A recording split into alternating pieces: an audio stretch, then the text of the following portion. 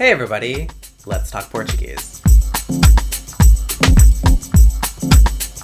In what I'm going to go ahead and call an Em Bom Português today, I wanted to talk about something that is directly related to things I've been hearing regarding the Brazilian election. But first, a disclaimer that this channel is intended for linguistics and culture. That means it is not a place to be talking about politics, and if I see any heated discussions about politics in my comment section, they're probably gonna get removed. That being said, let's get started. So in the context of the Brazilian election, and especially on the day of voting, there is something that I noticed specifically being said a lot. And what I'm talking about here is people talking about their voting section. In Brazilian Portuguese, that would be SESSÃO de votação. Now that's all fine and well, except that in Brazilian Portuguese, SESSão can be spelled 3 different ways, referring to 3 different words. 2 of those words have a practical application in this context. We can have a sessão de votação, meaning a voting session, or a time designated for voting, or we can have a sessão de votação, meaning a place designated for voting. In Portugal, the word sessão, meaning a designated place within another place, is actually pronounced secção with an extra C in it, just like the word facto. This has its basis in the etymology of the word sessão. The words secção and sessão have their root in the Latin word sectio. That Latin ending tio gave us the endings of words that we know in modern Romance languages such as são, thion, siong,